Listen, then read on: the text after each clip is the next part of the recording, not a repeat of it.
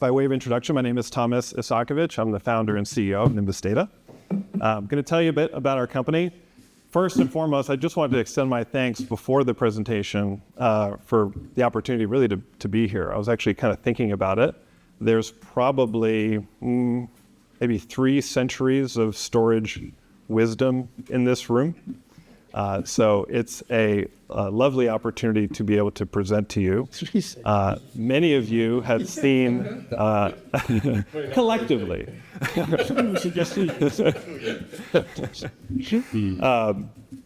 many of you have heard of Nimbus over the years, have maybe been wondering about the company over the last couple years, especially because we've been rather quiet, and we know we've been rather quiet. Some of you are new faces, and I look forward to getting to know you better and to staying in touch with you as Nimbus develops over into the future. Can you go ahead at this end here, Tom? Can you hear it? Okay. Good? Okay, wonderful. Thank you. Also, I want to extend my appreciation to A3 for letting us come here. We're a bit of a last-minute addition to the event, but we're delighted to be here, and thank you again for that invitation. So Nimbus, this is a 20-year-old company, actually. I started this company in 2003. Flash was barely even a term at the time when I started the business. But we're celebrating these 20 years, and I think over the last 20 years, we've seen a lot. We've seen startups come and go. You've been on the front lines of watching many of them arrive and then sometimes disappear, sometimes get acquired. And I think there's always a question of how can a startup kind of stay around for so long as an independent company as we have. And part of it is because of how we financed the business. The company was financed privately without any venture capital. But I think if anything, it's a testament to, for lack of a better word, our indestructibleness over the last couple of decades to be able to evolve as the industry has evolved and to continue to innovate over the last few years. This presentation today isn't going to be too heavy on product, but I'd like to tell you about where we've been and also where we're going. And in many ways, I'm hoping to sort of set the stage for what will be a lot of communications from Nimbus Data throughout the remainder of this year and going forward. We know we've been quiet over the last couple of years, and I think we're going to address sort of what's been happening and all good things, but I think we're going to provide some detail that you may be quite interested in. So Nimbus as a company, we're a developer of what we call modern data infrastructure solutions. And historically for us, that has meant all flash arrays. But you'll see as I go through this presentation that the portfolio is diversifying quite a bit going forward. I started the company back in 2003. The company has been profitable for the last 4 years, has grown net income for the past 4 years consecutively. We've done so by being extremely lean. The company is about 30 people, but we definitely punch well above our weight, as they say. We compete against the big boys, Dell, HP, IBM, and so on. And we also compete against startups, many of which have $500 million of venture capital running behind them, and huge teams and huge sales forces running behind them. Our approach has been different. Our approach has been to finance the company privately. I personally myself funded about 90% of the capital that's come into the company. It's one of those classic kind of Silicon Valley stories, except we're actually based in Southern California, not Silicon Valley, where the entrepreneur sells his house and puts all his money into the business and dreams of the business becoming a success. And that's exactly how this company got funded. I sold my house, and I put everything I had into the company. Have been slowly but surely growing it over the years into the profitable company it is today. So I mentioned we're about 30 people, but in the US, it's single digits.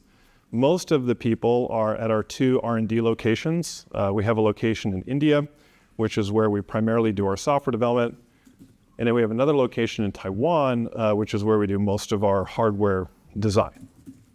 I myself started the company solo, so from an executive team perspective, you're looking at it. We have two key advisors, Ed Shao, who ran IBM's storage business for many years, and Dick Watts, who ran HP's Unix server business for many years. They're investors in the company and then also advisors to myself and the company. So this slide is, I think, the slide I'm most proud of. This is just a snapshot of some of our customers. What really put Nimbus on the map goes back all the way to 2010 when we won this huge opportunity at eBay. And I remember at the time when we did the press release, we announced that they had deployed 100 terabytes of flash, which was considered an astronomical sum of flash 14 years ago. But they had done a bake-off against, back then, what was Violin Memory and Texas Memory Systems, kind of those early all-flash guys, selected Nimbus, and that kind of really put us on the map. A couple years after that, we got a call from the fruit company, and they too were looking at doing a pretty substantial deployment of flash to power their Oracle databases. That also became a bake-off against NetApp and Violin Memory and a couple of other companies, and Nimbus was one of two companies that won that bid. It ended up becoming the largest customer we've ever had, an order that was about 6 times larger than the eBay order, which had set a record for us at the time. So with those two pretty prominent customers, this is in sort of the 2010 to 2013 era, we were able to really fund and launch the business and expand. And today we've now expanded to a little over 200 customers, as I mentioned, a little over 700 deployments. Now, I will say I'm here in London. Most of our business, in fact, I'd say probably 95% of our business is in the US. And that too will change as the year moves forward and we begin to establish more of an international presence. But today, in terms of our presence in Europe, it's very, very small. So I just want you to know this is sort of ground floor for Europe. We're just getting going in Europe, but we have a pretty significant set of customers here in the States. Yeah, okay. So these are just some testimonials from some of our customers. WWE, pretty popular media company, at least in the US. They rely on us for all of their digital production for their events, as well as their streaming. It's a huge customer of ours today. They have about 4 petabytes of all flash that's running on the Nimbus technology. Events like Royal Rumble, WrestleMania, believe it or not, these events produce more digital content than even the Super Bowl in the United States. And all that digital capture is done using Nimbus storage on the back end. We actually found that not only were they capturing a lot of data with us, but they were moving our systems globally. So I was actually talking to WWE today because all of their Nimbus equipment is currently in Perth, Australia, where it arrived after they did a show in Riyadh, Saudi Arabia, a few weeks back. So they've literally been moving the infrastructure with Nimbus from location to location as they've done all these events. Very, very cool use case. RSM is a traditional enterprise customer, very conservative, has been running on NetApp for about a decade, decided to take a look at something other than NetApp. Very tough to do because it's a very conservative company. They brought us in initially to do backup acceleration. And after proving ourselves for a year in that workload, they began promoting us into newer and more challenging workloads. And oftentimes that's how it is. We get introduced to a company as a relatively smaller brand into a specific use case, and then we grow from there. Architectonica is a really exciting story where similarly, they started with us in Miami. They're one of the largest architecture firms in the US. They're now global. And now we are in 6 of their locations, have sort of swept the floor of their Dell EMC storage in favor of the Nimbus platform.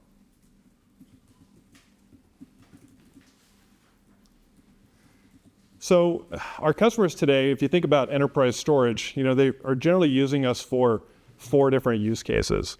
Cloud infrastructure is a pretty popular one. Customers are coming to us and saying they want to offer storage as a service to their customers or to kind of power their own cloud infrastructure. So that's a popular use case with us. Enterprise workloads, where customers are looking to consolidate block, file, and object workloads. Perhaps there's some databases, some VMware. It's a diverse potpourri of different use cases that they want to consolidate on a mission-critical storage system, and we're brought in for that. increasingly we're starting to see more of these high performance computing workloads, or what some might call kind of the AI workload, where it's very much focused on just purely performance. Features sort of don't matter. They don't need asynchronous replication. They don't need dedupe. They don't need snapshots. They don't need clones. What they need is ultra-fast, high-scale shared storage. And we do a great job of that too. And then I talked about the WWE use case, but media, right? It's focused on not so much the latency attributes of Flash, but more the throughput aspect of Flash. How do you kind of deliver gigabytes and gigabytes and gigabytes a second of sustained performance?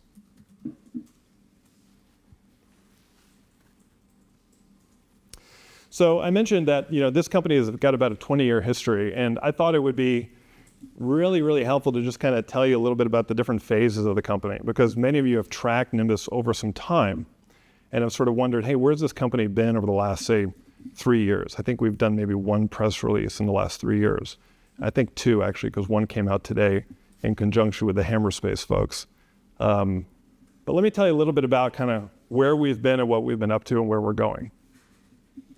So first, as I mentioned, I started the company back in 2003.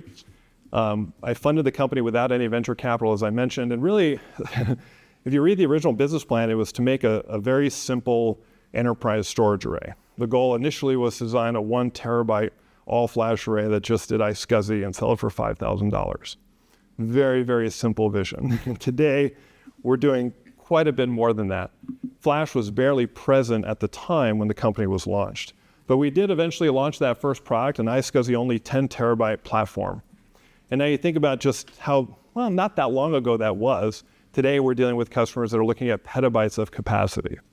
So as I talked about sort of in 2010, and this is sort of when Violin memory and Texas memory systems start to kind of rise in prominence, and we did too, we began seeing kind of the real adoption of Flash for these so-called tier 0 workloads. Ultra high performance use cases, customers willing to spend $50 a gigabyte if it meant they could cut their latency down, 10x premium to hard drives. It was sort of a golden era for Flash. And that's what led us to sort of these major wins I talked about at eBay, Apple, and PayPal. And also at the time, we started expanding the sales organization on the back of these wins. Things were starting to look quite interesting. The company was growing pretty quickly. And right around this time, too, we received a couple of acquisition offers from some pretty big storage companies. That happened in sort of the 2013 timeframe. And so at this point, we sort of faced kind of a crossroads, if you will. Back when I designed the original architecture in 2003, I could not have imagined that customers would still be using that same architecture to build 200, 300, 400 terabyte arrays, when my original spec was to do something that was only a handful of terabytes. So in full candor, the way we were looking at it is, well, we can kind of take this acquisition and cash out, if you will. But if we don't do that, we really need to build a new platform. We had to really extend this. And if you look at our comparables at the time, like Texas Memory Systems, they took the cash out method. They got that IBM acquisition for $300 million or so, and it was a good win for them, and I think good for IBM for at least a little while. Violin Memory tried to do a different approach. Yes, sir. I need question. But what's so difficult about Flash? It seems to me that it's a fairly simple sort of idea. A big incumbent like IBM ought to be able to do it fairly easily. Yeah, I think back then when this tier 0 use case was being used, there was all sorts of overhead in the legacy architectures of hard drive-based arrays, RAID controllers, I/O queue depths that weren't optimal, caching algorithms that weren't optimal, HA algorithms that weren't optimal. So there's this view that each into their own children, basically, to go Flash. They couldn't very well just take an old Clarion and put SSDs in it without getting the full performance of what they could do. So it became a difficult economic argument. It was a big art to optimize the Flash, because Flash has the tendency to read a lot, produce mistakes rather quickly. So the whole thing, as you hear, for example, from Pure very often, is to write software which compensates for that internal weaknesses of NVMe. Well, yeah, that is an accurate point. Flash does have all these inherent weaknesses that require you to manipulate the way you do I/O in a way to reduce what they call the write amplification on the flash and to make sure it can last longer. And these are things you don't have to worry about in an HDD array. So there was certainly a feeling that a fresh architecture was needed for the tier 0 piece. And performance. Yes, yeah. How do you build around endurance, and then kind of how do you build for greater performance? And back then, Texas Memory and Violin Memory, they had very proprietary architectures. They weren't SSD based. They had these custom flash modules and so on. So there's a perception that there's both hardware and software innovation necessary. And so Texas Memory, kind of went that route. They did that acquisition. Violin Memory saw the rise of guys like Pure Storage and other folks start to move into the market saying it's not just tier 0, but you also need deduplication, compression, snapshots, and all these other enterprise features if you truly want to compete. And so Violin, made the decision, okay, they're going to try to bolt on those software features. And it was just a tremendous failure, unfortunately. So you're not just selling hardware, you're selling hardware plus services. And a tremendous amount of software that these companies had very little experience developing. And so me looking at this predicament, kind of sell the business and be done with it as just purely a tier 0 solution, or attempt to kind of cross the chasm into mainstream enterprise by writing all of this new software functionality, it was clear to me I didn't like the acquisition route for all sorts of reasons, but to build something new meant that we really needed to do a new architecture. We didn't want to do what Violin did, which is to try to bolt on someone else's software on their hardware platform, and it just never really worked. And so at this point, I kind of made that decision. We're going to take a clean sheet of paper, design an all new architecture for the future that really takes Flash into kind of a big perspective of not just tier 0, but all different tiers, all different kinds of use cases. But that's not something we could. Software, or do you? We do. Well, Virtually the entire team at Nimbus is software. And you'll see a lot more about how we kind of talk about all that software capability. But that was what really needed to change. We had to build a whole new platform. And so we couldn't very well maintain a big sales force selling what at that point felt like a bit of an outdated architecture and develop a completely new architecture at the same time in parallel. From a business perspective, that is kind of what Violin tried to do, and they blew through millions and still didn't manage to do it. We decided to sort of intentionally retrench, focus on building this software technology, not so much on the sales and marketing. Even though we actually did grow our customer base during that period, you didn't really hear a lot about us. You didn't see kind of big sales hires and this and that. We kind of just very quietly kind of grew the business, but our attention was very much on developing this new platform. Pure and Solid Fire, others were starting to really get some momentum. Were you tempted to go down the VC route and really kind of supersize what you're doing or fast track it? I was, and that's part of the backstory I didn't include in this, but my very first storage company, which I started out of my dorm room in college when I was 19, I did do a $30 million financing as a 19-year-old to fund that business. Ended up dropping out of Stanford and ran with it. And the unfortunate short version of the story was that when the going got tough, the venture capitalists looked for the exit. And I was devastated. They chose to exit the business. I was the biggest stockholder, but I was just one person on a board of 5, got completely overrun. It really reminded me of that scene in that Facebook movie, The Social Network, when Eduardo Saverin walks into the boardroom and is like, what just happened? It was a what just happened moment. And it was not what I wanted. So I actually ended up, after that, going back to school, finishing my degree so I could feel happy about that, and then launched into this. But sort of the credo on day one was, if I'm going to do 80 to 90 hours a week, I'd like to see us have the ability to control our destiny and not have it just ripped out from under us. And not just ripped out from under me personally, but ripped out from under the customers too. Because when an acquisition happens, usually the customers end up being shortchanged in some form or fashion. Maybe not in the first 6 months, but eventually. And so I didn't want to go that route. That almost became the cardinal law. So yes, I was tempted to go to the dark side, but chose not to. But I got to say, it is extremely tough to do it this way. As I mentioned, Pure, Solid Fire, these companies were hundreds of millions of dollars. I certainly did not sell my house for hundreds of millions of dollars. So we're doing this with a much more efficient, smaller capital base, but we took the time to do it right. But it seems to be a long-term view Yes. as opposed to a short-term view. And that pays dividends in terms of the customer service. So people believe in you. Well, that 20-year history kind of cuts both ways. Sometimes people say, well, the company's been around for a long time, but has it gotten this big high profile? It's not quite. It gets sold, it didn't go public, this, that. But the flip side is that we have that expertise, we have the staying power, we can show our customers we've committed to being independent, that we know how to stand on our own 2 feet, that we can build something for the long term. And that's the part of the story we have to eliminate sometimes.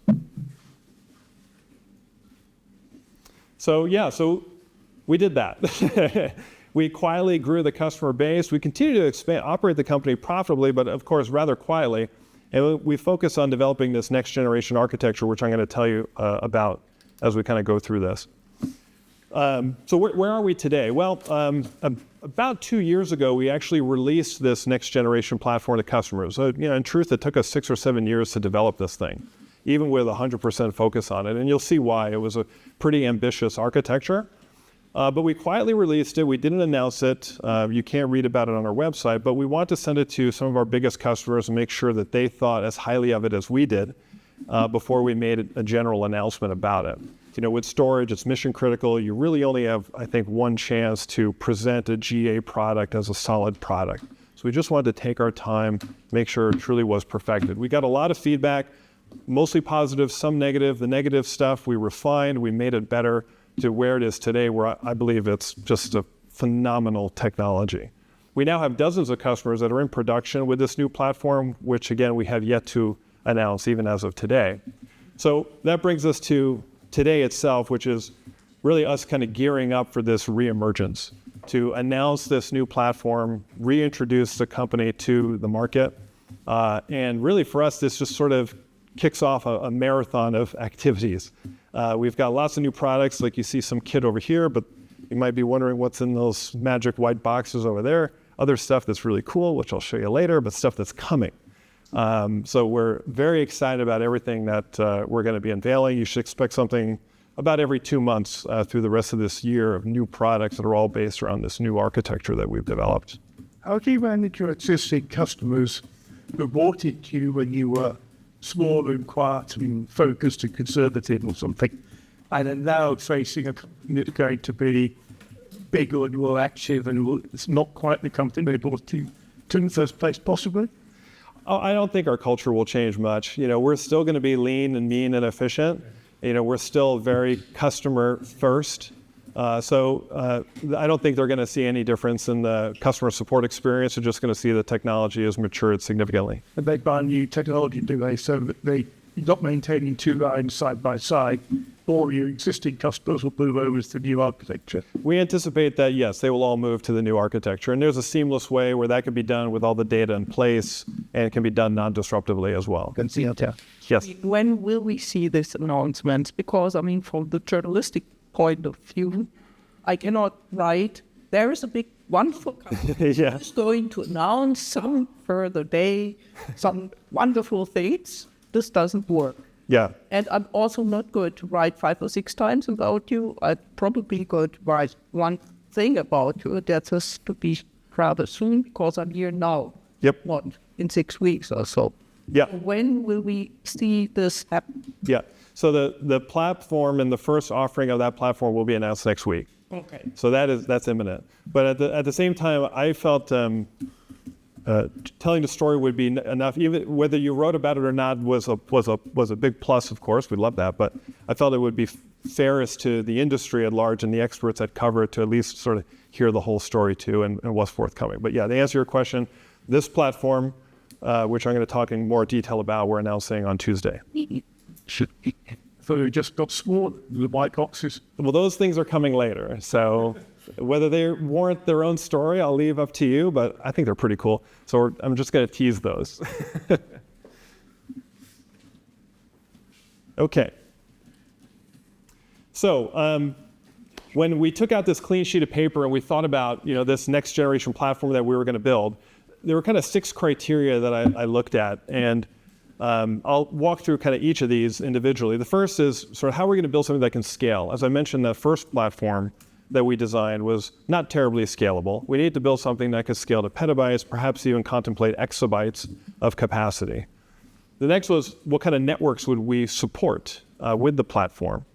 What kind of data would it handle? Would it be designed for structured data, unstructured data, block, file, object? How would we sort of approach the market? Workloads.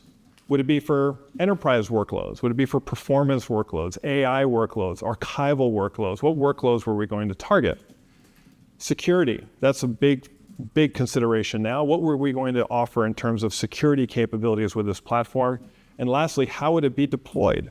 Would it be in the public cloud? Would it be an on-premise appliance? Would it be software-defined storage? Would it be a DPU? Would it be something else that people haven't really thought about? And yes? Well, again, that naive question. But how do that be handled in software? Can we design a platform that can be customized by changing the software parameters to cope with all those different types of data? Is that unrealistic? I think a lot of people will tell you it's unrealistic, but we felt it was realistic. That we could design a single piece of software that was modular and adaptable enough to do basically all of the above with a singular software stack.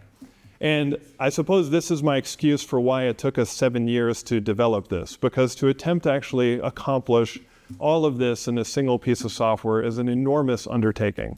But this is sort of what we felt would be the promised dream of the ideal storage platform. So yes, software, 100%, with tunable parameters in the software, and software that can be deployed either on-prem or in the cloud. It could be deployed on x86 hardware or embedded ARM hardware. It had a tremendous amount of flexibility in terms of the deployment options. And that way customers could consume this platform based on whichever method they best find fits their goals. What I like about that is that with the world that's changing constantly, each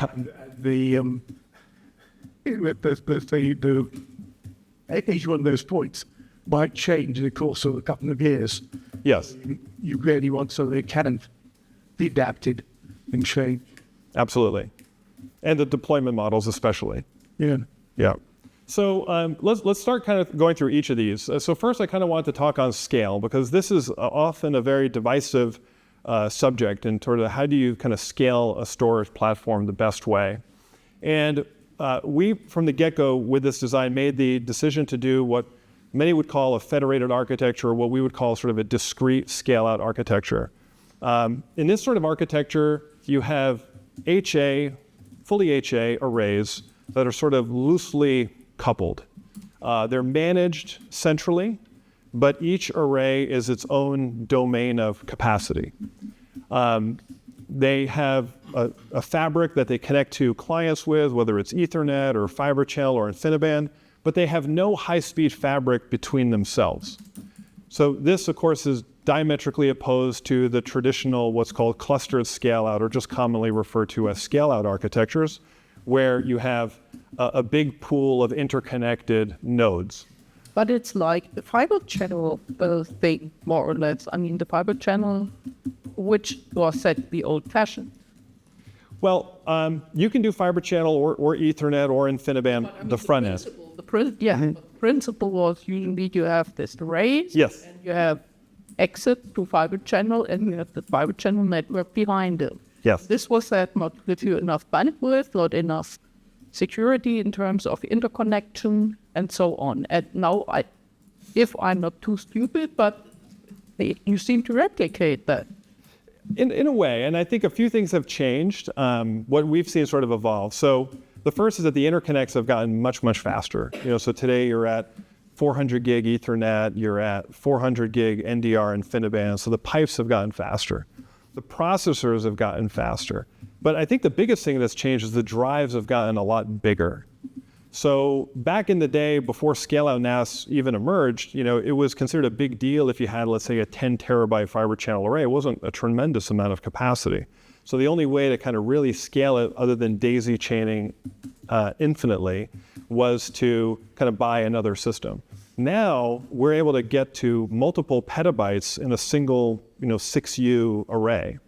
And so then you ask the question, well, how many customers need more than 5 petabytes in a single namespace? And by the way, that's before data reduction. So with data reduction, that's 15 petabytes of usable capacity. Now there is a segment of the customer population that does need more than 15 petabytes in a single namespace. And for them, you can certainly use our system and put a scale-out file system on top of it.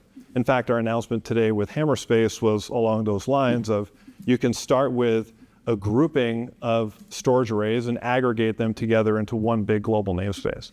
And What interconnect do you use? Does it matter?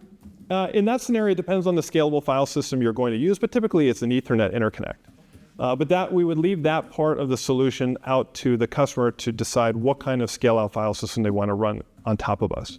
I think what we're saying is that if 15 petabytes is our current ceiling, that covers very comfortably probably 95% of the use cases. If there are those 5% that got to go bigger, then a scale-out architecture might be the better way to go. So we're not kind of saying this is the architecture that goes against VAST or Weka. We're saying, now this is a better architecture, say 15 petabytes and below. And if you got to go bigger, then certainly you can take us and you have half a dozen different file systems you can choose from to scale out with, if you like. You have to have examples of customers using 15 petabytes to. Well, that's the funny thing, no. Our largest customer is around 5. And, even if you talk to a 15 petabyte customer, even a 5 petabyte customer, they'll say that, one of the concerns as you build these massive namespaces is the kind of the containment of the blast radius when you have so much data that's being managed as one giant namespace.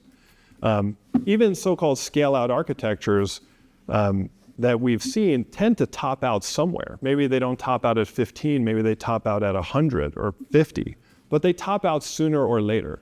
And so every architecture becomes federated sooner or later. It's just a question of how big of a bucket do you want to build. And we think for 15 petabytes and below buckets, our architecture is better. I guess what I was suggesting was that it's only as good as you measure, that whatever the theoretical science is, that you're only as good as the customers you've got with using that particular scale. True. It's, Yeah.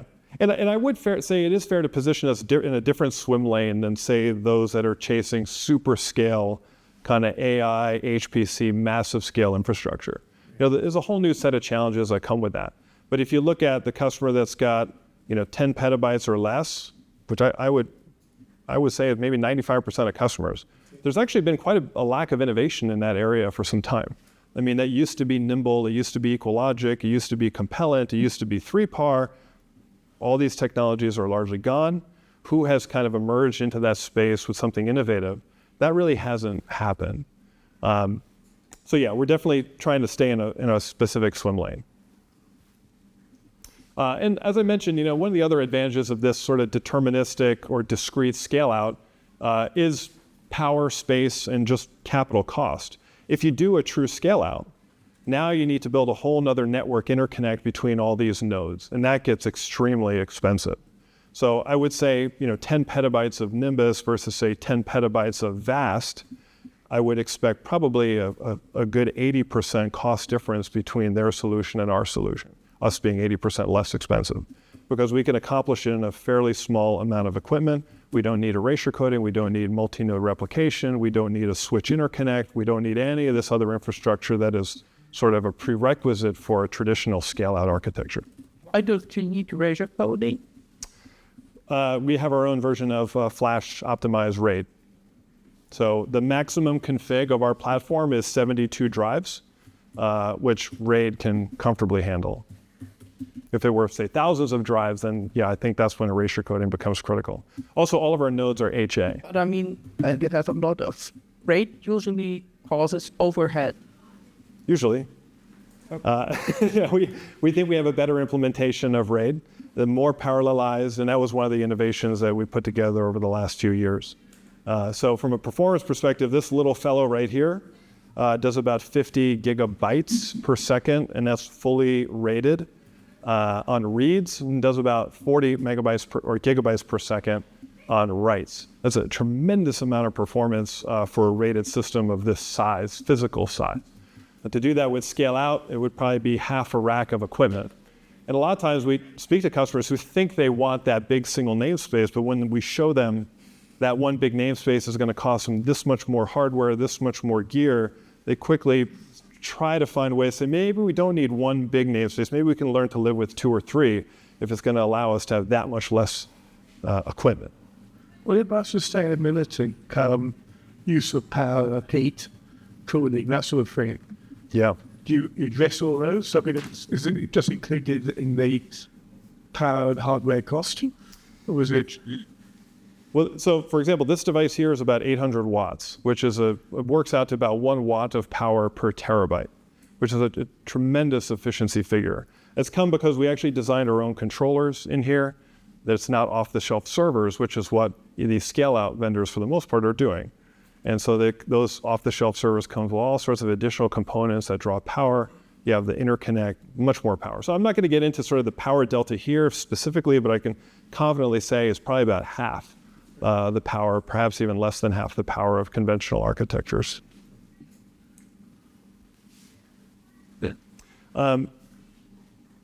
Cool. Yeah, and so as I mentioned, if you got to go beyond this, then we can easily layer on a scale-out file system. And that's sort of this Hammerspace announcement we did is one way to do that. And there's certainly other scale-out file systems that can run on top of us as well. Now, from a networking perspective, and you'll see it actually on this little fellow over here, we want to be able to support the old and the new and the ultra-high performance. The old in the form of fiber channel still has a very strong install base. Customers are still quite loyal to it. Our platform supports it. So we can see here, this is 64 gig fiber channel on this platform. Ethernet, of course, ubiquitous, block, file, object access can all happen over Ethernet. That we support up to 400 gigabits on the Ethernet side. And InfiniBand, very popular still for storage connectivity and a lot of these HPC and sort of GPU-centric workloads. We support up to NDR InfiniBand, which is a 400 gig InfiniBand connection. So we want to design both the software and the hardware to be flexible to support all 3 network types, depending on what the customer prefers in their environment. So there's no problem with modernizing your system, plugging one of those into an existing system, and they gradually, when you've got enough of them in there, switching over to a new architecture. Is that basic? Yeah, so connectivity-wise, it's modular. So you have basically 2 controller I/O options per controller. So you can mix and match 2 of these per system. And yeah, as faster interconnects become available, we can embrace them. Because for us, it's just a modular card that we can add into. Like, for example, last year we were topping out at 200 gig. Now 400 gig is available with PCIe Gen 5. And so now we support 400 gig on this platform as well.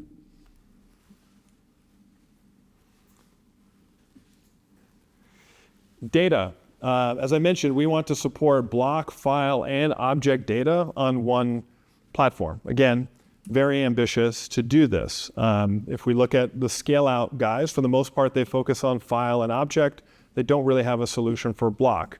If we look at the unified guys, they have a solution for perhaps block and file, but no solution for object. We want to design one platform that can do block, file, and object, but we want to go one step further, where it's just one logical space where all the data types can co-reside. So some vendors, they claim their product can do block, file, and object, but you must actually partition it into a block tier, a file tier, and object tier. With us, it's just one tier, and block, file, and object can all coexist together on that same platform. So again, this makes the platform simpler. It makes the efficiency that much higher. The utilization rates are that much higher as well. So this is a bit of protocol alphabet soup, but you can see here over a dozen different storage protocols that we can run natively out of just this device. So there's no head unit, there's no, let me add sort of an S3 front-end module over here, let me add this over here, let me add a couple of filers over here. This one device has all of these protocols built in. And customers can choose to use whichever ones they want, or they can use a blend of all of them simultaneously on the same system. Interesting. Yeah. Okay. Workloads. Well, this one got tricky. As I was mentioning, the goal was one software stack. But the reality is that the workloads are extremely different out there. For example, workloads like virtualization, they can benefit from deduplication and compression and some of these other technologies. Workloads for digital media are harmed by deduplication and compression. It actually reduces the system performance. Some workloads don't even want to work with RAID storage. They want to work with low latency access directly to the SSDs. So we came up with this concept of what we call flex spaces. Basically 5 different types of workload service that can be run on the same system at the same time. So I'll just briefly walk through these. I'll start here from the right side. We have what we call an archival flex space. This one allows you to turn on maximum data reduction, maximum deduplication, maximum compression. It's all about achieving efficiency. So that could be for, say, all flash backup or some kind of archival use case that doesn't need bleeding edge performance. Then we have what we call intelligent mode. This has deduplication and a lightweight compression algorithm. So it can be used in production environments like VMware, like Oracle, any of these sort of classic enterprise workloads.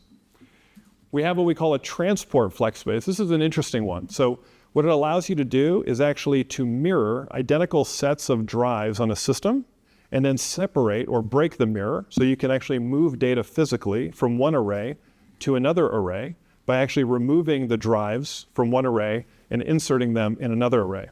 I can kind of show you this idea over here. If I take the faceplate off this guy. We designed this special module here, which we call a flash pack.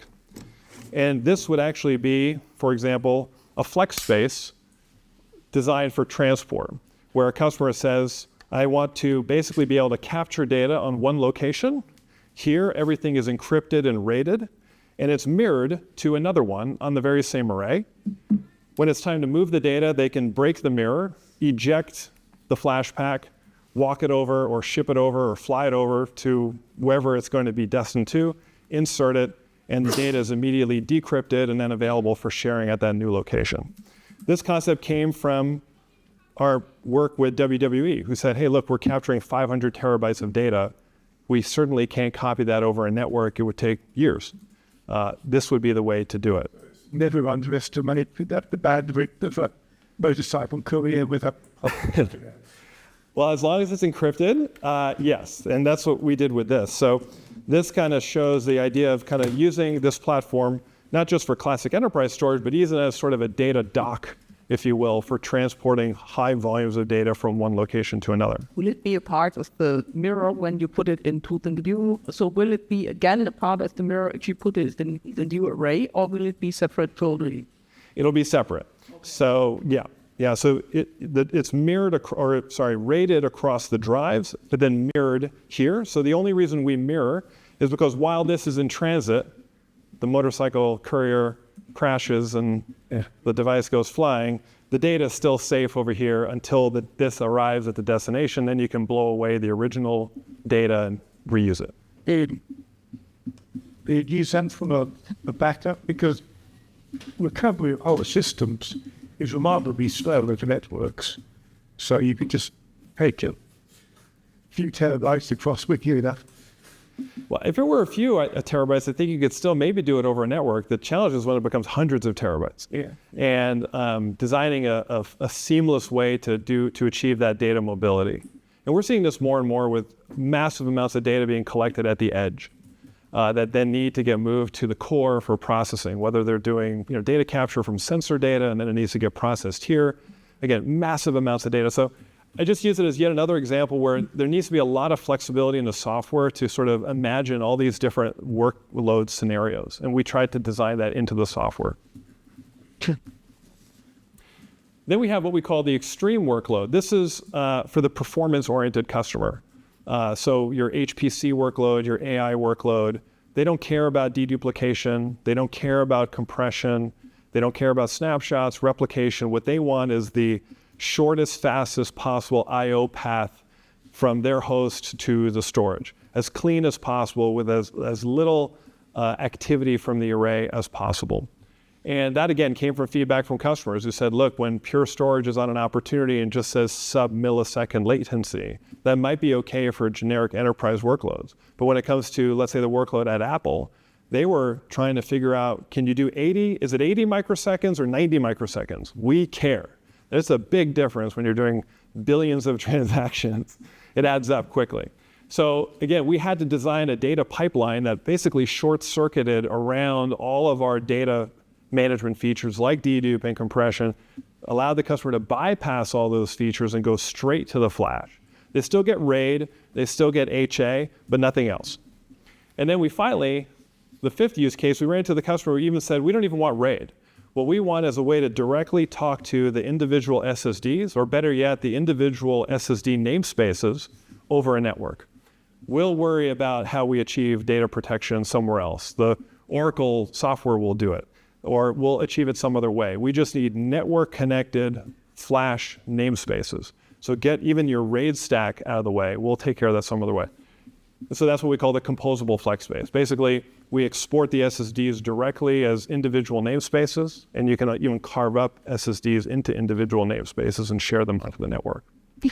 So my point is that there's no one workload, one size fits all solution. But you had to design here, by optimizing the data pipeline, a way for one piece of software to actually accomplish a tuned level of performance and functionality for all these different workloads. I'm not really aware of anyone who's achieved something like this with one platform. You'll see that they often accomplish this with 2, 3, 4 different products to accomplish the same goal. Does that bring the true achievement to like no one's achieved it with a single platform? Because I don't really understand this, so I have to check whether we don't take into apply and say, at face value, so I rely on you to tell me whether you think that maybe not quite or probably is taken for the certain. Anyone? No? Everyone agrees? Good. Excellent. Well, that's all. Thank you. All right. So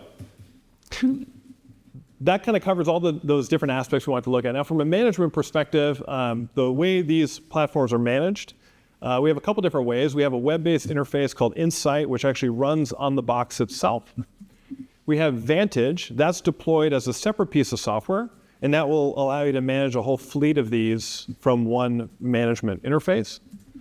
Then we have what we call Lingo. Lingo is our API. It's a REST API, so that the customer can configure and do all aspects of administration of the array solely through REST.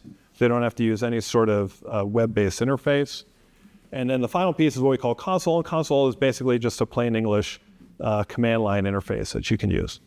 Yes. What do you mean by AI-based, but more? I'm sorry, which one? AI-based. Okay. So, good question. So when you have a scale-out platform, one of the advantages they'll talk about is that you just have one big namespace and you can just put all your data in there. And it'll load balance it around as it sees fit. When you have a federated platform, you don't have that one big namespace. You have namespace A, B, C, D. So now it's up to the IT person to decide, when I have a new workload, do I put it on Nimbus A, Nimbus B, Nimbus C, Nimbus D? Where do I put it? So what we have with this AI engine is the ability to basically look at the behavior of these 4 systems in this example over the last year and say, okay, based on the aspects of this new workload, what's the data type, what's the capacity required, what's the redundancy you require? It can then intelligently recommend, okay, Nimbus C is where this new workload should go. So it's more machine learning than ChatGPT. Yes, yes. And is this allowed so that it can change the location of the data as it's going on processing? If the workload changes, it can suddenly move it from this place to that place? No, not yet at least. Would that be a good idea if you could do that? I have a mixed opinion of that, because a lot of the charm of the all-flash infrastructure is that you have kind of predictable high performance. That sort of kind of tiering data movement, I think, makes sense when you have different storage types that have major differences in their speed, like flash, disk, tape. You kind of want to move things around because the cost points and performance is different. It's not something we do today. I have. You have 2 workloads conflicting, but you've got 2 workloads on the same disk, whatever, coexisting quite nicely. Then one of them grows very much. You start conflicting with the other one. You have to move it somewhere else. Yeah. Fine. Not something we can do. Now, if the environment is virtualized, or let's say it's with Hammerspace, they can do it. That's scary. Yeah. Yes. What about customers? Like, do you look on providers which are going to use that for different customers? So if you have this Vantage thing, you could have some of these arrays, each for one customer. Then you could offer them a service and do the management of all the fleet of these machines Yep. over one kind of interface. Yes. Is that what you're looking on as one of your markets? Yeah, cloud providers that are doing that as a service, or internal organizations that have lots of these that could be geographically distributed. You look on smaller companies, for example, it would be a wonderful business model for a mid-sized provider, like a regional or nationwide provider who wants to give a special service for people of a certain area or so. It's interesting you mentioned that. So two of our newest customers on this platform, one is called CDI, which is a kind of a mid-range cloud provider. The other one's called SMS Data Center. It's sort of another mid-range cloud provider. And you're right, they're starting out with a handful of these. They're using that Vantage software to kind of globally control everything. I think that use case makes a lot of sense. You don't put in all the hard disks in the beginning. You just let them, they get the chassis and they can just follow up with populating the array as soon as the data grows, right? Exactly. So that's another thing I'm going to talk a little bit about. It's more of sort of our business philosophy, but yes, actually customers can buy this platform with no SSDs at all, and even populate it with SSDs themselves. That kind of breaks up the traditional monopoly that the enterprise storage array vendor has over the drives that go in their systems. Because that secretly becomes the albatross that weighs down on the budget for the customer. That, you know, they're paying $10,000 for an SSD that we all know costs $800. And they're forced to buy it because that's the Dell EMC markup, or I'm just using them as an example because they're usually the worst behavior in this area. We have this open architecture where we don't require that. We don't force them to get those drives from us. Now, we do qualify the drives that we support, and we're very specific about this firmware, this model, and as long as you select from this approved list, then it's going to be compatible. Tom, I forgot to ask you, those 5 use workloads, Yes. can they coexist on one array or? Yes, absolutely. So it really becomes a function of how the drives are grouped. So for example, I can take this grouping of 8 drives and make it an extreme flex space. This grouping can be an intelligent flex space. This grouping can be an archive flex space. So when you set up the system, you determine which flex space approach you want. If you want multiple flex spaces, then you group the drives together just based on the flex space. Oh, I see. So it's drive specific. It's Yeah. What about, I mean, you know that Pure has a model where you can eternally exchange the chassis against the later chassis and so on and so forth. What about that? Are you planning something like that? It's interesting you bring that up. So it's one of the things that forces, I think, a really good array vendor to also be in the hardware business, because you need to be able to control this platform. If you were to say just rely on Supermicro or Dell to be your platform, you can't guarantee that 5 or 10 years from now they're going to have the exact same form factor, chassis, and controllers to support the next architecture that comes out. So by designing our own controllers, which I'll show you here, we come out with a new version of this controller. Because it's our design, we can just plug that new version of the controller right into an existing system, much like Pure talks about. I think how we're different than Pure is that I think they went way too proprietary. They went with this direct flash module approach where even the SSDs are completely proprietary. To me, I don't see how that actually benefits customers. I see how that sort of hurts customers because it basically locks them into an exclusive supply. It depends on how long these SSDs last. Sure. Because their SSDs last longer. Yeah, and the ones that we qualify in here will last for 10 years. That's the warranty that we provide on them, which I think is kind of probably sufficient for their usable life. Although we have one customer on the list, Boeing, who's been running now for 12 years on one of our earlier flash arrays. So That what it does for aircraft. No, this one's on land. Yeah, not that one. It's going to pass that around. Oh, sure. Yeah. And that is it. Well, try not to drop it, but Well, it's not resilient. well, that one is in case you do. What suppose you put a non-supported drive into there? Would it not work? Would just not work so long? We won't recognize it. We'll basically say that that drive is not supported. Okay, so you do it for some. These are some pipelines. Yeah.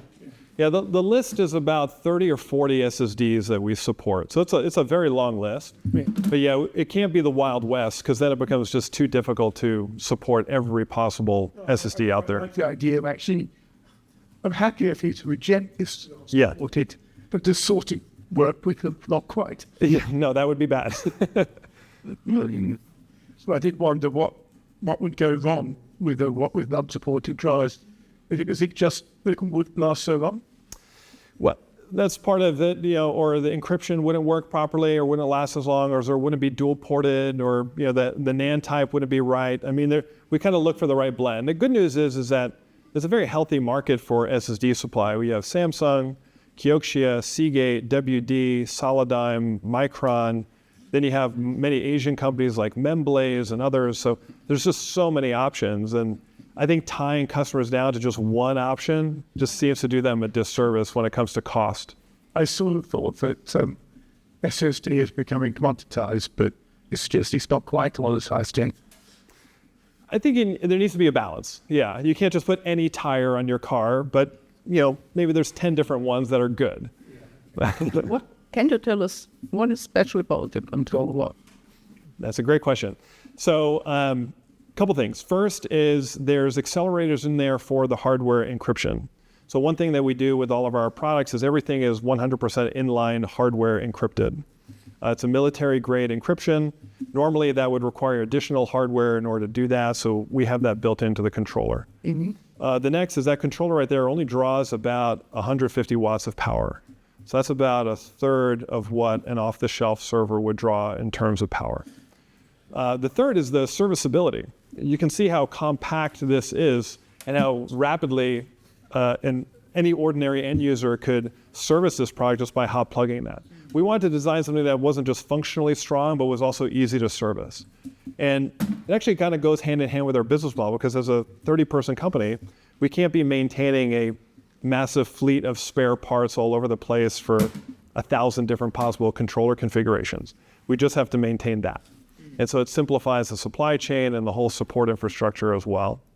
And then there's just the performance. So everything is optimized around PCIe Gen 5, so you have all of the kind of latest and greatest high-speed interconnects.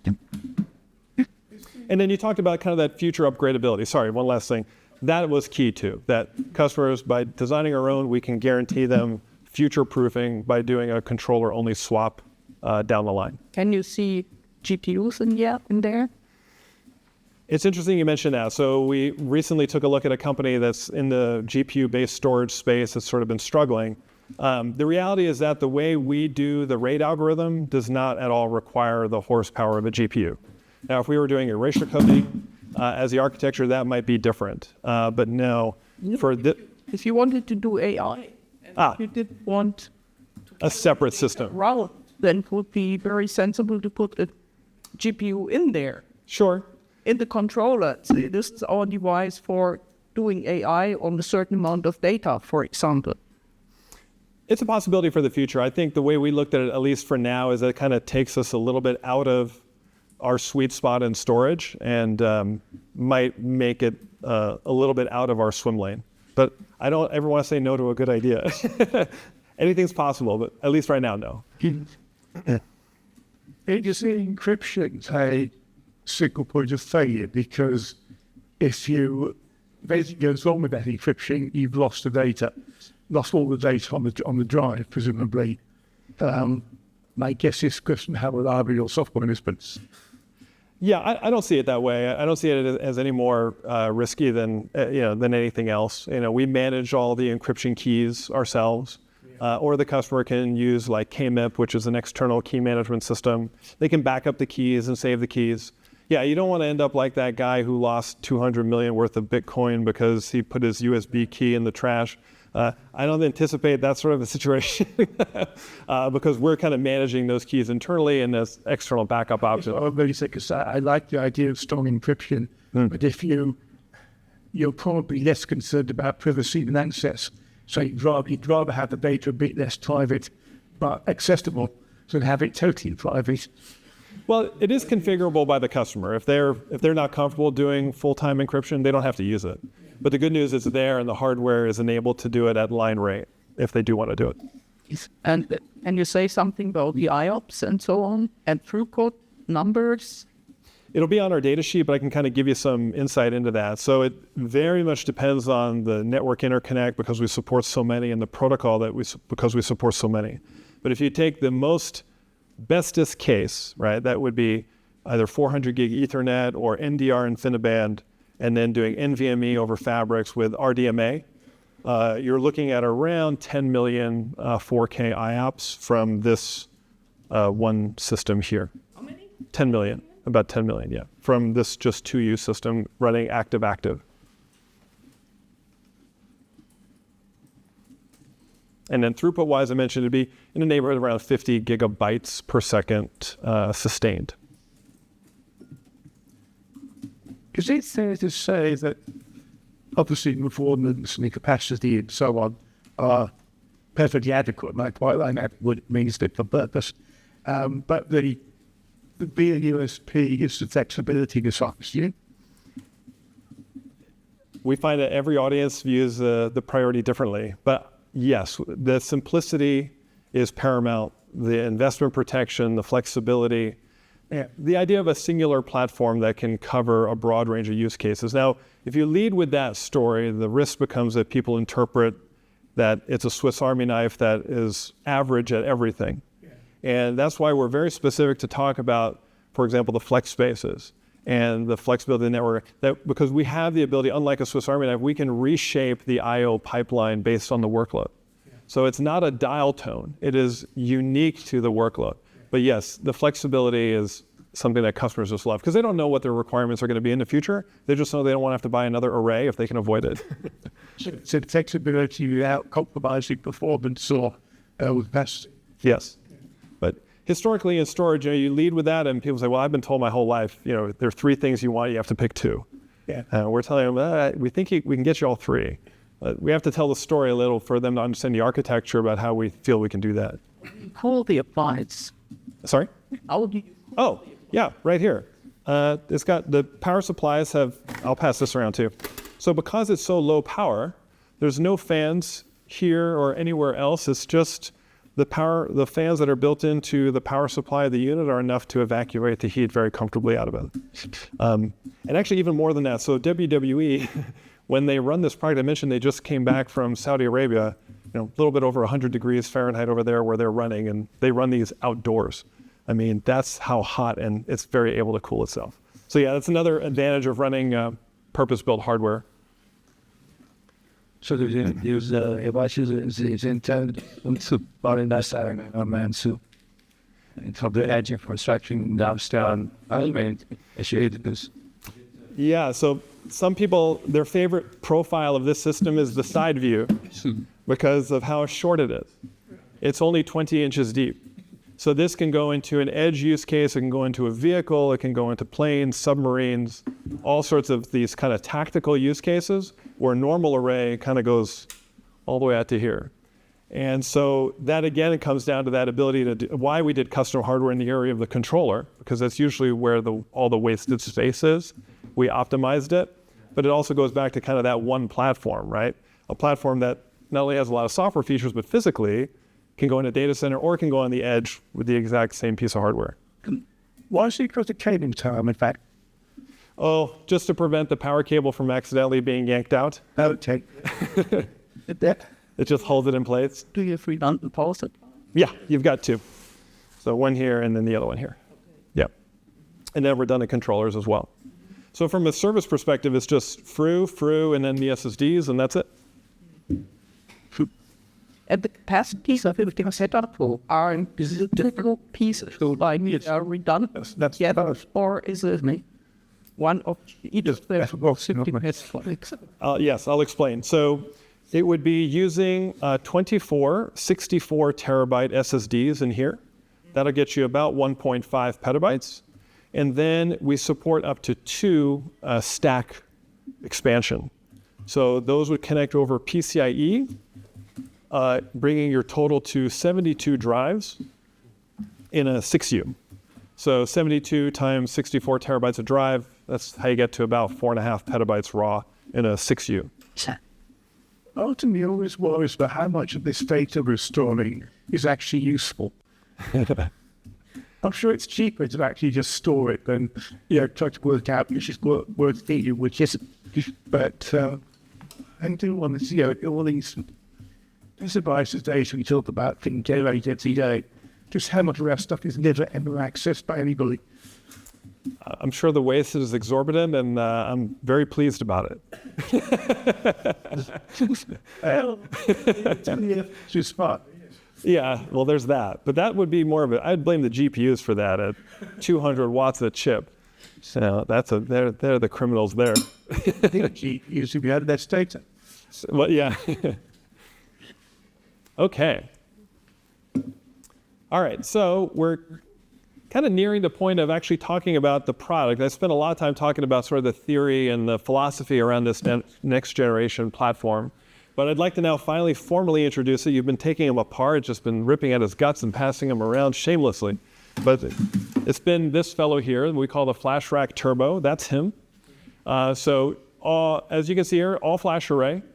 One question about the controller architecture you asked, what makes it unique? I did want to dive into that a little bit more. I talk here about being a stateless dual controller architecture. What I mean by that is that there's actually no write caching of any kind done in the architecture. All writes are immediately persisted to flash. This has a lot of advantages. One is we don't need to do cache coherency mirroring between the two controllers. That reduces cost and actually takes out a lot of risk. The other advantage is we don't need any external battery backups. There's no batteries in this system at all that are necessary for preserving data, for example. So in that sense, it's quite a bit different than, say, Pure's architecture, which relies heavily on sort of these mirrored NVDIMMs, or like the VAST architecture, which relies heavily on these sort of either Optane, but now that Optane is obsolete, these premium SLC cache tier in front of cheap QLC. What we do, it's all TLC, and we just write every I/O right through. We feel it's the most scalable and efficient way to go, and it also makes the controllers more reliable. But when will you go to QLC? Well, technically, we can do it today.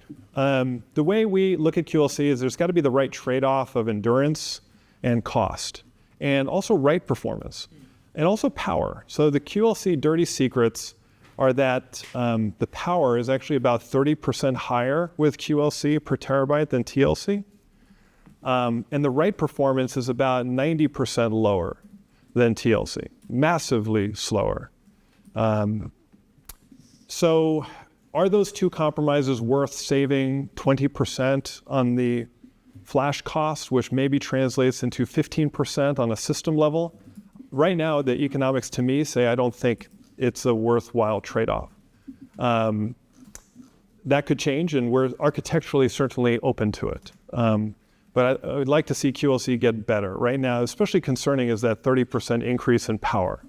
And that's necessary because of all the error correction that needs to be done. So I feel in many ways the architecture is really not quite there yet.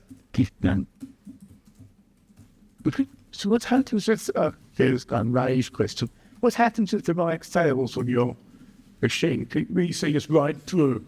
Yes. Not all bytes are going to succeed. The occasional one's going to fail. That's not. No, what we mean is that no write is ever acknowledged when it hits some sort of non-persistent media. So like with a traditional architecture, the write hits DRAM and the storage array says, I got it, but the data's in DRAM. So now the DRAM is getting mirrored and there's a battery backup. So assuming nothing goes wrong with the mirroring of the DRAM and nothing goes wrong with the battery backup, everything is okay. But a lot of times things don't go well with cache coherency mirroring, or something doesn't go well with the battery backup. And then any data that is in that write cache is lost. write caching to me is a bit of a relic of the hard drive architecture where you had media that was so slow that you had to cache the writes.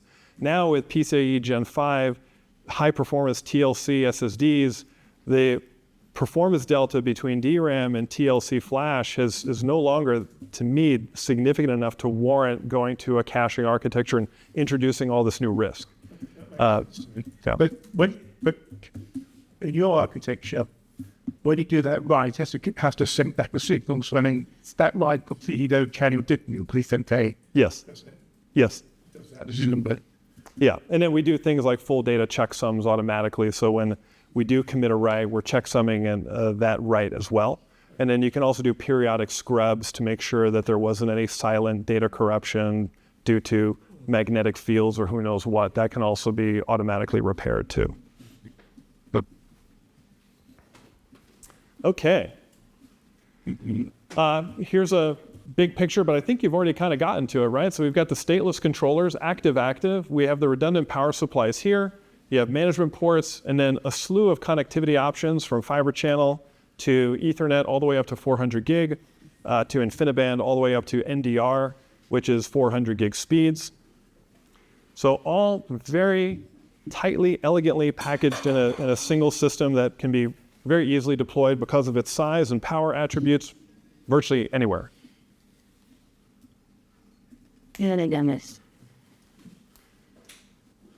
So big message that we're putting out is this idea of sort of an open architecture with the SSDs.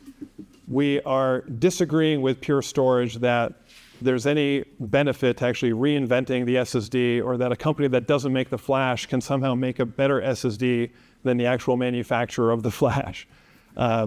We don't agree with Pure on that. We think their method is effectively locking customers into a proprietary architecture. If you really look at the all-flash array, I mean, if I were to take this whole thing apart, 80% of the cost of this is in those SSDs.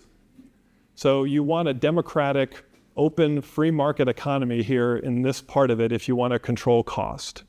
And so that's why we're happy to sell customers the system without any of the capacity and let them cost optimize it, or the system will provide it this way. But knowing that it's open and that it's not locked in, customers know they're going to get fair capacity pricing in the long run. Tom, come on. You're locking people in just by the fact that you've got proprietary hardware. That's not a valid argument. Well, I think from a... You're saying you're criticizing Pure for having, proprietary hardware. You've got proprietary hardware right there.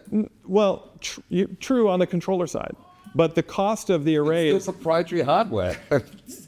No, but true to a degree, yeah. No, I'm not disagreeing that we have some proprietary hardware, but the bulk of the cost of the array is the SSDs, and we're saying that doesn't need to be proprietary. That's fine, but if you're going to upgrade, you're locking your customer in because you've got proprietary hardware. But they can buy the SSDs themselves without any involvement from us. The point is they will want to buy controllers, and if they buy the new controllers, they have to pay. For the controllers, yes, you're right. And if at Pure, they don't have to pay for the controllers. Oh, you mean because of the evergreen? Well, they pay. They pay and then some. They pay on the subscription with an inflated support cost and through capacity fees on upgrades and all this other stuff. I mean, I hear what you're saying, Ben, that it is proprietary, but I think the part where the abuse happens is in the capacity cost, and we're trying to eliminate that abuse. That's fair, but you're criticizing Pure for having proprietary hardware. Proprietary SSDs. Doesn't matter. There is still proprietary elements. So your argument fails simply because you also have proprietary components there. If you were using, let's say, a Dell Supermicro server and all you did was drop software on it, then it's not proprietary other than your software. But you're locking customers into your design. So I don't disagree with you, but I think I think I've made my point. I think the part where we're trying to help the customers to avoid the capacity cost. And that, I think, is a pretty noble effort because that's where the bulk of the cost is. Doesn't mean we're going to be totally unproprietary. I agree with that. I think there's a downside to being completely open, because then the customer has to figure out what's the right Dell server, what's the right Supermicro server, with the right CPUs, with the right NICs, with everything else to kind of deliver the right level of performance. So it's a balancing act. I will say, though, the one thing we do when we sell the system is, regardless of the capacity of the array, it's always the same cost per year for the maintenance that's associated with it. So if the customer buys the array with, say, 4 drives, and then they add 20 drives on their own later, we're not profiting at all from that. In any other model, like, say, a Pure, where you have to buy the SSDs from them, they're going to profit when they sell those additional SSDs at whatever marked up price. They're going to increase the cost of the annual support to accommodate that extra capacity. We don't do any of those things. So I guess we're not perfectly holy, but we're trying to get closer. Always remember the vendor isn't your friend. Sorry? Always remember the vendor isn't your friend. Yeah. Well, yeah, I think, there's the right balance of sort of giving customers flexibility without giving them so much rope that they hang themselves. And I think that's one of the challenges with software-defined storage, is that there's an overwhelming amount of rope where the customer may or may not achieve a solution that is supported, that is optimal. So we're trying to be semi-balanced. And my experience is for fewer choices you lead to the customer, the better. Because every Thursday there's always somebody very good. Thanks, always somebody very bad as well. It takes 6 months to get rid of them. That's really bad. Right. By which time they made all bad decisions. Yep. Yes. You said your SSDs will last 10 years, or the warranty even for 10 years. How can you do that? I mean, the average lifetime of a standard SSD is 5 years. It depends on how the workload is run to it. So when an SSD is rated, it's rated on this sort of JDEC 100% random 4K workload. When the data is passing through our system, we're not doing such an aggressive write pattern to the SSD. We're doing a more streaming write pattern to the SSD, so the wear and tear on the SSD is much lower. And again, we're also using TLC, so we're not having to sort of overcompensate for the limitations of, say, QLC. But I mean, it depends on the customer what he writes on there. So it can... We'll shape it regardless of how it's written. Okay. Yeah. So that's a key part of the way the RAID algorithm works, is so that we can try to sequentialize and stream the I/O writes in a manner that... So, and it's your special RAID implementation which does... Yes. Which also guarantees the lifetime of the SSDs. Yes. Okay. Are you using 62 terabyte SSDs to get to 4.5 petabytes? Yes. Solid iron ones? Yes. I thought those were QLC. So they have a QLC. There's something I probably also can't talk about publicly quite yet. Why don't you be able to talk about it? It's more up to them, but it's not that vendor, so it's a different vendor.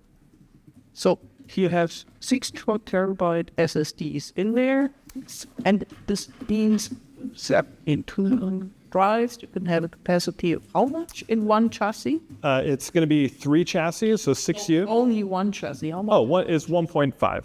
So yeah, 1.5 petabytes. Okay. Yeah, so just 24 times 64. And how much will be one chassis? More or less pricey. I can get you that with the announcement. I don't have those numbers ready. Or will it be a service price? Yeah, so basically the customer will pay a price for the chassis with the controllers, and then a flat rate price per year for the maintenance. That's all they necessarily need to buy. Then the SSDs, if they want to buy them from us, they'll pay a cost per gig. If they don't want to buy them from us, then they'll just source them through their own means, and all they'll pay us is the one-time fee for the chassis and the annuity for the maintenance. But I mean, if something in the system fails, you very often don't know if the reason for that is the SSD, or if the reason for that is whatever in the software, so who is responsible in the end? Yeah, customer will call us and we'll root cause the issue.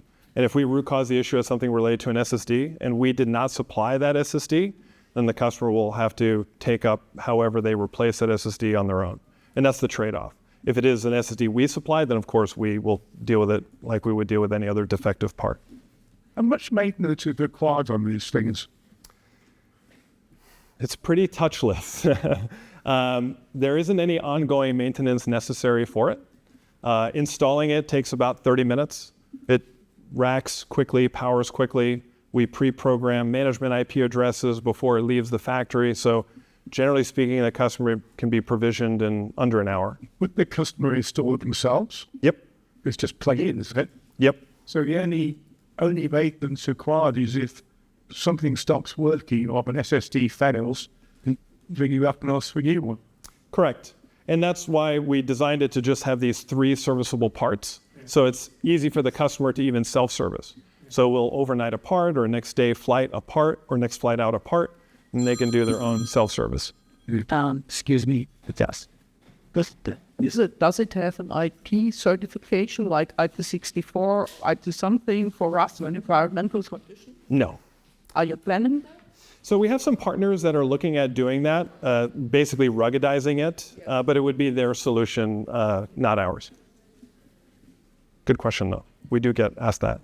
Yeah, there's one partner in particular that's kind of focusing on that. Around under CP and so on and so forth. Yeah, outer space. Yeah, we've seen some interesting, we actually fielded a few calls about moon-based deployments of this storage purely from a power perspective. Interesting, so many interesting things happening out there.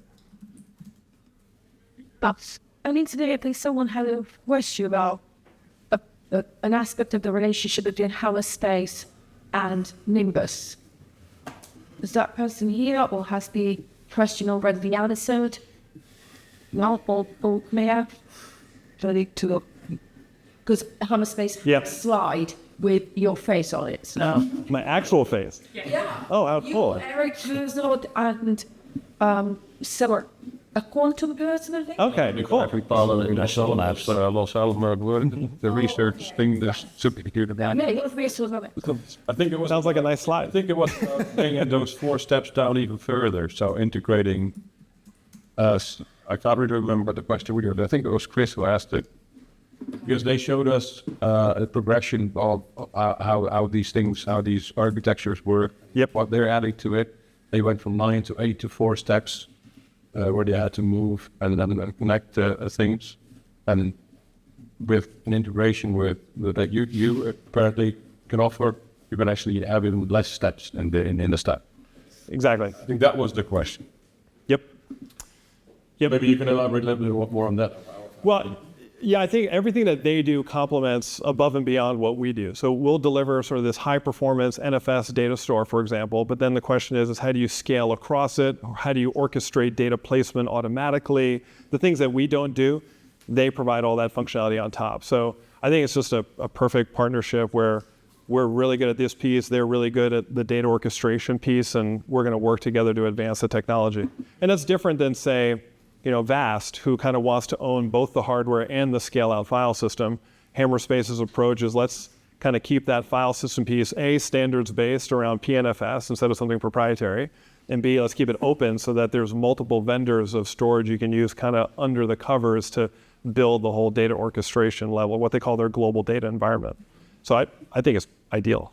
Do you have joint customers today? No, not yet. No, we're just kind of getting out there together. But the other thing it'll bring to us too is the ability to bring this into a GPU direct use case as well, which is something we don't natively have yet, but they do. So the combination of this and that gets us into exploring that opportunity as well. So one of the 2 guys. I wasn't sure if I'd have enough time to tell you. But perfect timing because this is the last slide. So I talked about this sort of vision for a next generation software platform and what we've put together. And what you're seeing here physically is the manifestation of that software in the form of an appliance that would be deployed on premise. But we see 3 other ways that this could be deployed in the very, very, very near future. The first is as an instance running on the public cloud. We have that today running with Oracle Cloud and with the Equinix Metal solution, where you can effectively have a virtual Nimbus operating on their infrastructure. The second is what I'll call something DPU-esque. And I say DPU-esque, referring to this fun thing, which I will also pass around. And Ben, I think you might like this too, especially. So this is all of the technology of our controller embedded on a card. that can go inside a off-the-shelf server. It takes our hardware acceleration that's built in here, our RAID engine that's built in here, some of the read caching, not write caching, but read caching technology, all built into this card that will just plop into a Dell server, a Supermicro server, any other thing. You just boot from this card, and it transforms that off-the-shelf server into a form of appliance. So now this is, I wouldn't call it a true DPU because it doesn't have its own processor. It needs to live on a server. That's why I say DPU-esque. But in the future, we're also looking at, again, taking our software technology and actually running it on a DPU, whether that's something like a NVIDIA Bluefield 3 or things like that, so that you can even get the x86 CPU out of there. So you would have your storage, whatever you have with the server, and you would only buy the controller. Yep, that's it. Make it a storage appliance. It's our closest approach to sort of software defined because it eliminates having to worry about the NIC, the firmware, the RAID controller, the encryption hardware. We collapse all that onto that single card, and you get all that functionality. So we're trying to do that balancing act of not too much rope where you get yourself into trouble, but something innovative that will allow you to use fully off-the-shelf hardware. Well, those were the SSDs. No, that's 100 gig Ethernet. Yeah. So that's how you would get your network connectivity to the platform. I haven't seen that any sort of NetNet. And that card, that's out now? Not yet. That's coming soon. It's one of the things that's coming out. Yeah, in the coming months. I'd say a couple of months. Yeah, so not far behind this initial announcement. But we want to show it you here today because the software is more than just an appliance, just talking about the different deployment methods for the software: cloud, card, appliance. And then the last thing, which is this thing, which I'll also pass around. So this is a preview. This A preview. Around now. Yeah. But I won't be offended if, pictures of it went out. So in the preview, we saw this and that, and you would just receive it. No, I would not. Then there's this. This is pretty cool. So this is all of our software running on an SSD. So this is an intelligent Ethernet native SSD. This is the product that we were developing that got David at Hammerspace really excited. He said, well, gosh, why do we even have NVMe SSDs plugging into CPUs that then have NICs that then go to a switch? What if the SSD itself just went right onto the Ethernet fabric? That was the point I was making. Just I think that was about. This is step one, and then this is kind of step two. So it has an Ethernet that's a winlet. So Cinia released a standard for running Ethernet signals over the same U.2 connector that's used for SAS and NVMe. So this connector physically looks just like NVMe, but it actually has Ethernet signals mapped where PCIe is normally mapped. So it looks like an SSD, but it's Ethernet.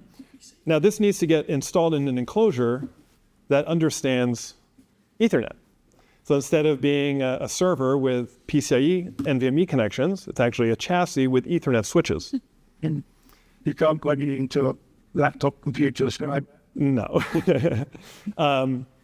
But this exposes the notion of, imagine a chassis like this, instead of having dual controllers in the back, you'll have dual Ethernet switches in the back. And each one of the drives is its own. Internet connection. Yeah.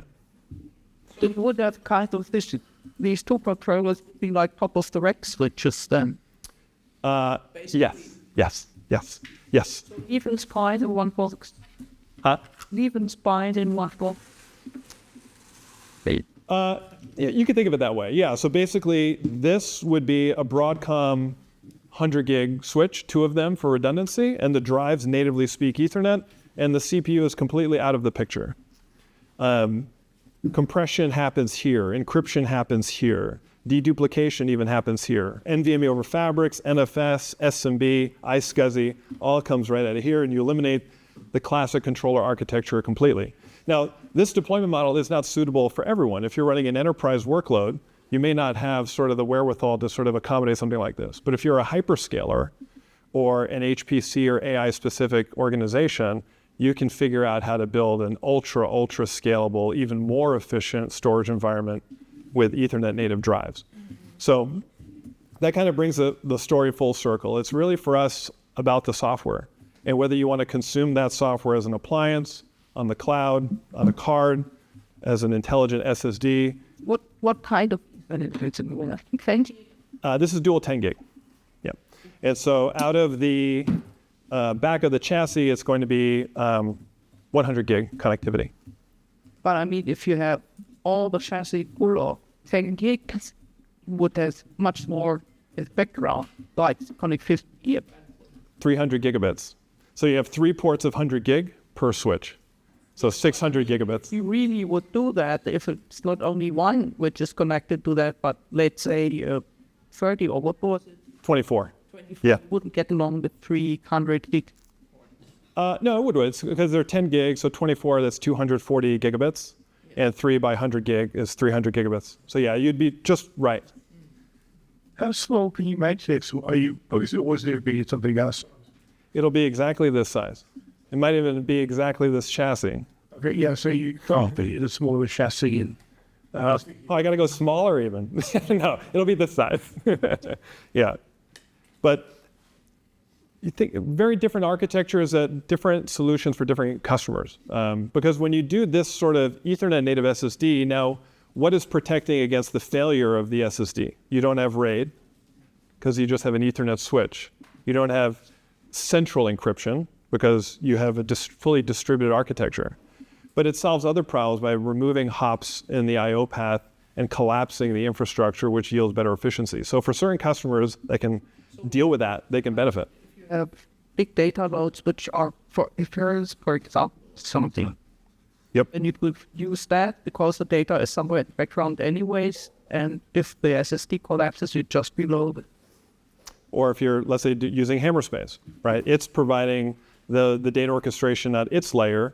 It just needs Ethernet native capacity as efficiently as possible. So that's what this does. So, but yeah, it all boils down to we had to design software that could run on something as tiny as this, as powerful as this, or like that card over there to achieve all these different deployment scenarios, or even the public cloud. And so that's why I'm just so excited about what we've done. Because if we had just developed software to only run it on an x86 array, we probably would have been having this conversation 3 years ago. But we wanted to look to the future of how Flash would be deployed in all sorts of creative ways and still have a common piece of software that could handle all those different form factors and deployment methods. So we're, quite excited about it. so I'd like to say that U plus Hammerspace is the distinction, everything you need to sort of to mimic the future. Yeah, everything you need, especially if you're a big player. If you're doing things at massive scale, if you're doing things at moderate scale, I think we're everything you need by ourselves. But as you get to massive scale and you get into geographic data orchestration, you get into introducing hard drives and tape into the collective environment, that's where they add that missing piece. Okay. And you'll also be upgrade path if you start to small and to grow if you could sort of that way. Exactly. Yeah, and easily phase out phase out old systems, introduce new systems, and kind of manage it in that singular environment. So, hey, timing actually worked out pretty good. That was the last slide.